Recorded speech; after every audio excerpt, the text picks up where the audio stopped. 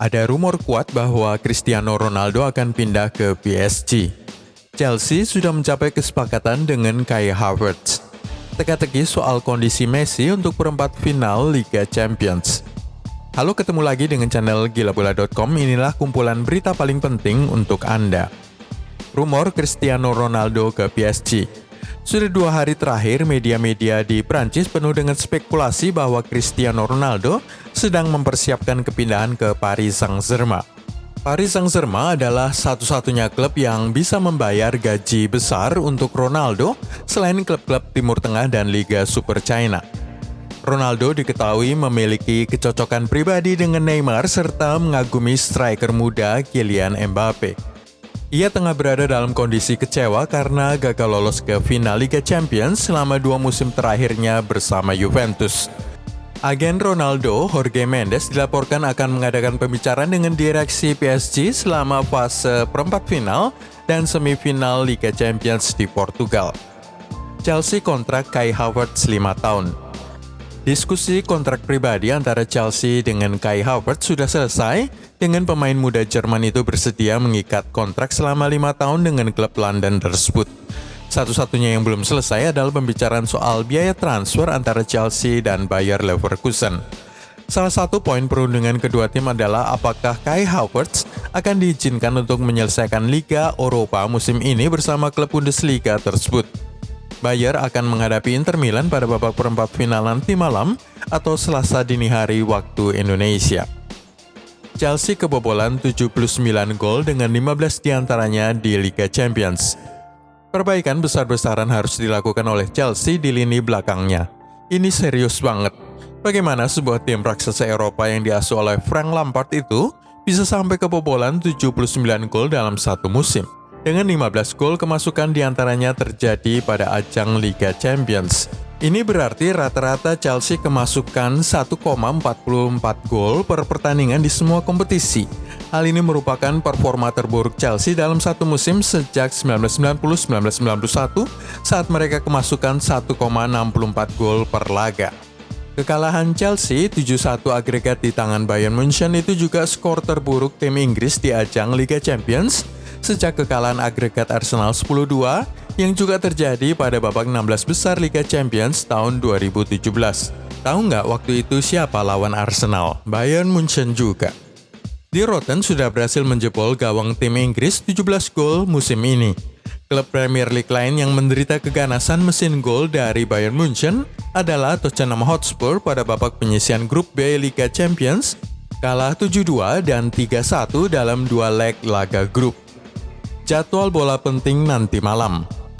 Jangan lupa nanti malam Selasa dini hari 11 Agustus ada 2 pertandingan Liga Eropa babak perempat final.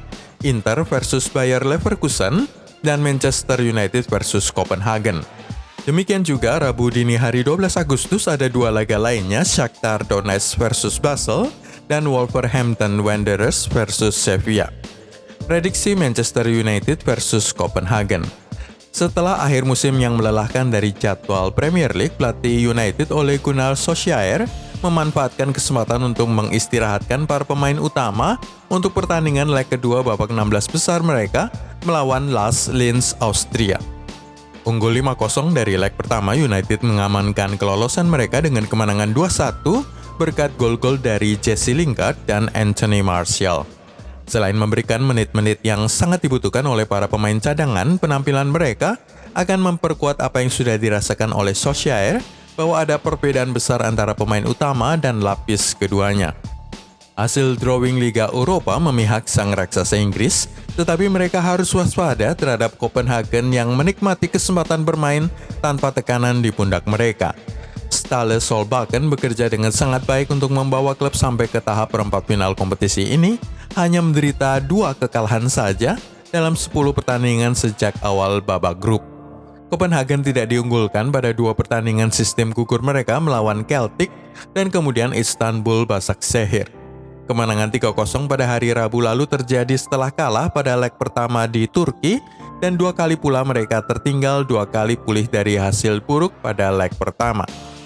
Menghadapi United dalam pertandingan satu leg di Köln akan cocok dengan tim ini karena mantan bos Wolverhampton Wanderers, Ståle Solbakken, ingin mengingatkan orang-orang di Inggris tentang kredensial kepelatihannya setelah satu periode yang buruk di Molineux.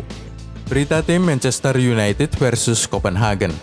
Brandon Williams akan menggantikan Luke Shaw pada posisi bek kiri karena pemain yang lebih senior itu melanjutkan pemulihan dari cedera pergelangan kaki.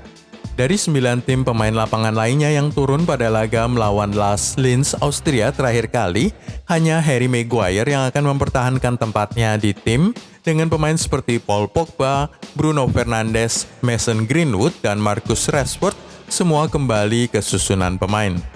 Solskjaer harus memutuskan apakah akan mempertahankan Sergio Romero di bawah Mister atau menyerahkannya kembali kepada David De Gea. Sementara itu, Solbakken diperkirakan akan membuat sedikit perubahan pada starting 11 pertamanya setelah penampilan impresif mereka pada hari Rabu lalu. Guillermo Varela yang telah bermain 11 kali untuk United selama musim 2015-2016 akan bergabung sebagai bek kanan. Sedangkan Jonas Wind dianggap sebagai salah satu pemain berbahaya Copenhagen setelah mencetak 2 gol dan memberikan assist melawan Istanbul Başakşehir. Prediksi Liga Eropa Inter versus Leverkusen.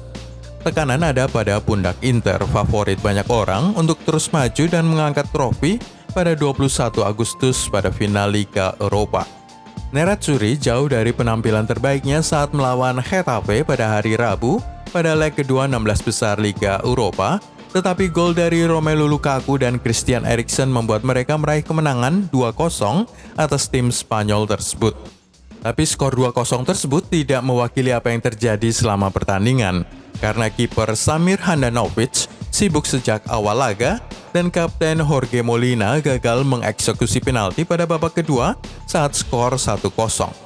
Terlepas dari situasinya, kualitas Inter menjadi pembeda keduanya dan mereka sekarang memasuki perempat final Eropa pertamanya sejak Liga Champions 2011.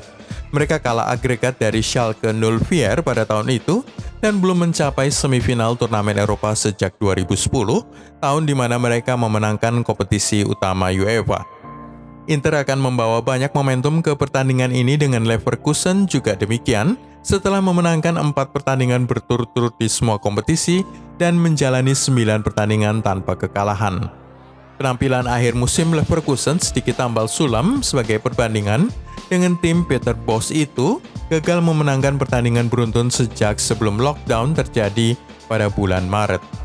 Mereka menyelesaikan musim Bundesliga pada urutan kelima yang berarti bahwa mereka hanya akan lolos ke Liga Champions musim depan dengan terus bermain di Liga Eropa dan menjuarainya. Di Werkself juga kalah 4-2 dari Bayern Munchen pada final DFB Pokal, meskipun mereka segera melupakan kekalahan itu dengan mengatasi Rangers 1-0 pada hari Kamis untuk memastikan kemenangan agregat 4-1. Ini akan menjadi perempat final Eropa pertama Leverkusen sejak Piala UEFA pada 2007-2008, sementara mereka belum mencapai semifinal sejak tahun 2002 saat kemudian kalah di final Liga Champions. Berita tim Inter versus Leverkusen. Alexis Sanchez duduk di bangku cadangan dan menggantikan Lautaro Martinez dalam satu-satunya pergantian pemain pada laga Inter melawan Getafe. Kepastian transfer pemain Chili itu dari Old Trafford ke San Siro 2 hari lalu akan menyebabkan ia menjadi starter pada laga perempat final ini. Namun mengingat timnya memiliki 5 hari libur di antara 2 pertandingan, Conte mungkin tergoda untuk tetap menggunakan starting 11 yang sama seperti saat mengalahkan Getafe karena ini merupakan laga 1 leg. Christian Eriksen termasuk di antara mereka yang berhasil masuk skuad kembali, tetapi dia belum sepenuhnya menjadi pemain favorit Antonio Conte, dan Roberto Gagliardini tampaknya lebih mungkin untuk menjadi starter di lini tengah dengan formasi 3 orang gelandang. Setelah gol pembukanya melawan Getafe, Lukaku kini telah mencetak gol dalam setiap 8 penampilan terakhirnya di Liga Eropa, total 11 gol. Rentetan gol terbaiknya sejak musim 2014-2015 bersama Everton. Adapun Bayer Leverkusen, mereka memiliki talenta hebat dalam diri Kai Havertz yang telah dikaitkan dengan setiap klub besar di seluruh Eropa musim panas ini. Sang pemain muda Jerman itu tidak dapat menambah jumlah gol maupun assist-nya saat melawan Rangers.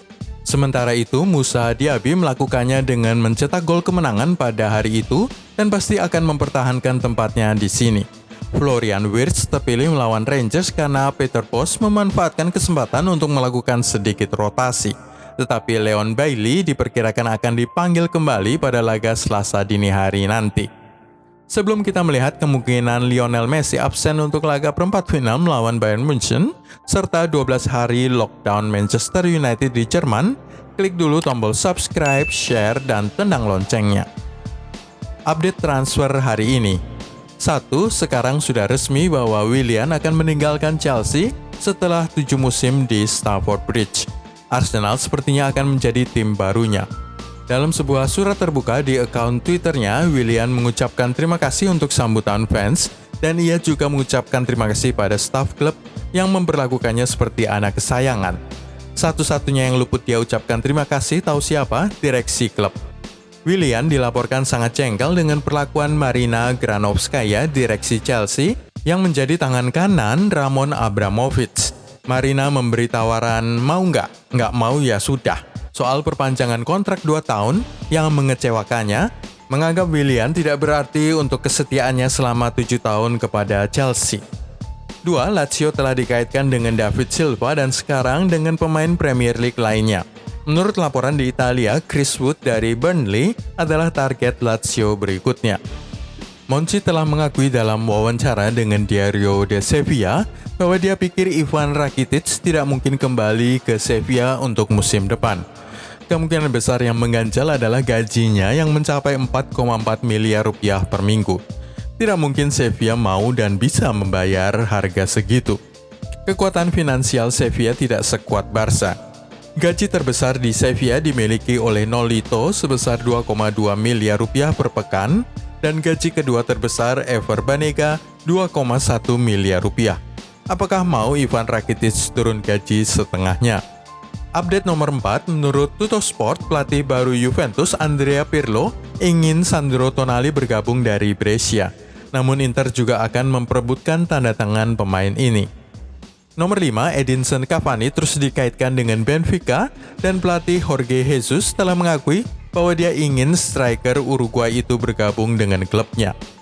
Nomor 6, Nicolas Otamendi mungkin tinggal menghitung hari-harinya di Manchester City setelah kedatangan Nathan Ake. Menurut laporan The Sun, Napoli dan Valencia, tempat dia bermain sebelumnya, adalah 2 tim yang mungkin tertarik pada bek tengah itu jika dia pergi. Harga transfernya akan mencapai sekitar 9 juta euro atau 156 miliar rupiah. Nomor 7, meskipun Juventus telah menyatakan keyakinannya bahwa Cristiano Ronaldo akan bertahan di Turin, laporan dari Foot Mercato mengklaim bahwa dia sedang mempertimbangkan untuk pindah ke PSG. Mungkin bukan saat ini dengan pelatih baru Andrea Pirlo tengah datang. Mungkin paling cepat Januari 2021. Nomor 8, Pedro Rodriguez telah mengirimkan pesan perpisahan kepada Chelsea saat dia meninggalkan klub setelah 5 tahun karirnya di London. Berbeda dengan Willian yang tidak mau mengucapkan terima kasih kepada direksi klub, Pedro masih mengucapkan terima kasih untuk direksi klub, pelatih, rekan satu tim, dan juga para penggemar. Nomor 9, menurut laporan The Daily Star, Alexander Lacazette sedikit lagi akan bergabung ke Atletico Madrid dengan harga tebusan 30 juta euro atau 520 miliar rupiah. Nomor 10, agen Lautaro Martinez sudah mengakui dalam sebuah wawancara di Argentina bahwa usaha Barcelona mendatangkan pemain tersebut telah terhenti, setidaknya untuk saat ini. Nomor 11, Harry Wilson dari Liverpool menjadi rebutan Southampton, Newcastle, dan Leeds United. The Reds minta tebusan 22 juta euro untuknya, 381 miliar rupiah. Nomor 12, Fiorentina dilaporkan melihat Christoph Piatek sebagai target berikutnya saat mereka berusaha memperkuat tim untuk musim depan. Dia saat ini berada di Hertha Berlin. Nomor 13, Valencia telah menyatakan minatnya pada penyerang Monaco, Keita Balde. Pemain internasional Senegal kelahiran Spanyol itu akan menyambut baik sebuah tawaran transfer ke Mestalla. Nomor 14, Carlos Tevez dan Boca Juniors telah mencapai kesepakatan untuk melanjutkan kontrak sang striker untuk 1 tahun lagi. Nomor 15, setelah menghabiskan musim 2018-2019 di Milan, pemain Chelsea Timothy Bakayoko dipinjamkan ke Monaco musim lalu. Namun dia sekarang siap untuk kembali ke tim Italia tersebut dengan satu masa pinjaman lain.